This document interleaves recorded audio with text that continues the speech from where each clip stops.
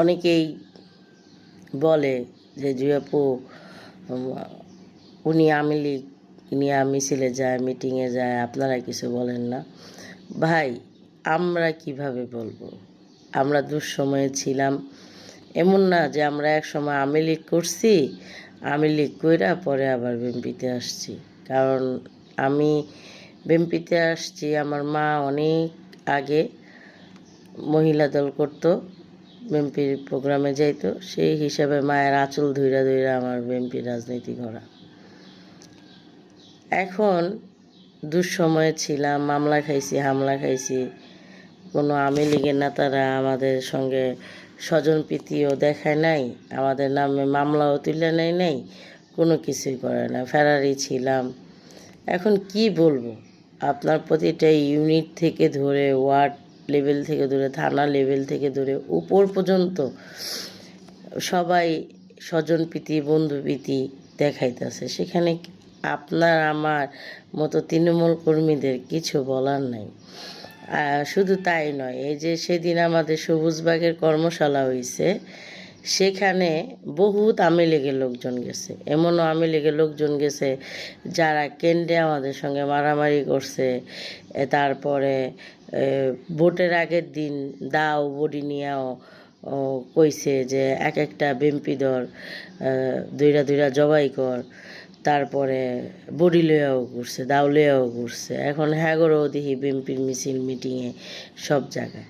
তো কিছু বলার নাই, ভাষা নাই, আপনি কাকে কি বলবেন? এখন যদি প্রতিটা ওয়ার্ড থেকে, থানা থেকে, সব জায়গা থেকে আপনি যদি আপনার বন্ধু বান্ধব নিয়ে আসেন, কিছু করার নাই। তো এখন আপনি জেল ঘাটছেন, মামলা জর্জরিত হয়েছেন, ঘর বাড়ি ছাড়া হয়েছেন, সব কিছু হয়েছেন। এখন আপনি মনে বুঝতেছেন যে আমার বিপদ গেছে গা, হ্যাঁ? তো আপনি এখন মুক্ত বাতাসে বৈশা আপনি আওয়ামী লীগদেরকে প্রমোশন দিতেছেন। এটা হয়েছে যার যার ব্যক্তিগত ব্যাপার। কারণ অনেক কথা আছে, অনেক বলার অনেক কিছু আছে, কিন্তু এখন শুধু শত্রুতা তো বাড়ায় কোনো লাভ নাই। এখন আমরা দল করছি, দলের ক্ষতি হোক এটা আমরা কখনোই চাই না। দলকে ভালোবাসি, দলের প্রত্যেকটা মানুষকে ভালোবাসি, কিন্তু এটা সত্য, এটা সব দলেই যে তেগিরা এক সময় হারায়া যায় অভিমানে, আর হাইব্রিডটাই রয়ে যায়। আর যদি অনেকে জানতো যে দুঃসময় আন্দোলন সংগ্রাম করে তারপরে মূল্যায়ন পাইব না, তাহলে আর তারা কেউ জীবনে রিস্ক নিয়ে আন্দোলন সংগ্রাম করতো না। তৃণমূল আছে বলেই প্রত্যেকটা দল সবসময়ই, তৃণমূলের কারণেই দলটা সবসময় রয়ে যায় মানুষের মাঝে। এখন তৃণমূল পর্যায়ের কর্মীরাও হচ্ছে কি যে তারা কিছু দেখে না, তারা নিঃস্বার্থভাবে একটা দলকে ভালোবাসে।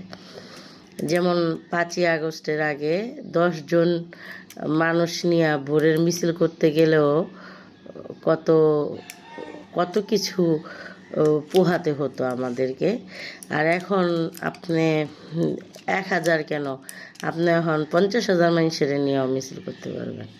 তো এখন সেটা বললে কোনো লাভ নেই। 5ই আগস্টের পরে তো সবার আত্মীয় স্বজন বেড়ে গেছে, বন্ধু বান্ধব বেড়ে গেছে, সব কিছু বেড়ে গেছে। কিন্তু হ্যাঁ, এটা সত্য, যখন আমরা আওয়ামী লীগে সেই লোকজনদেরকে দেখি, সবাইকে দেখে আমাদের কষ্ট লাগে, রক্তক্ষরণ হয়। এবং কি যে হোক সে ভালো মানুষ, কিন্তু দলের দুঃসময়ে তো আমরা তাদেরকে পাইনি। আমরা দলের দুঃসময়ে আমরা ছিলাম এবং আছি, ইনশাল্লাহ থাকবো। কিন্তু যখন আওয়ামী লীগকে দেখি বা আওয়ামী লীগের লোকজনকে দেখি, তখন কষ্ট হয়, কিন্তু কিছু করার নাই। কবি এখানেই নীরব। এতটুকু বিশ্বাস করি যে আগামীর যে রাষ্ট্রনায়ক জনাব তারেক রহমান ভাইয়া, ইনশাল্লাহ অতি দ্রুতই যে যারা আওয়ামী লীগকে নিয়ে ঘুরতেছে, আওয়ামী লীগকে স্বজনপ্রীতি, বন্ধুপ্রীতি দেখাচ্ছে, অবশ্যই তাদেরকে সঠিক বিচারের আওতায় আনবেন এবং সঠিক বিচার হবে, আর তেগিরাও মূল্যায়ন পাবে, এটাই বিশ্বাস করি। কিছু করার নাই।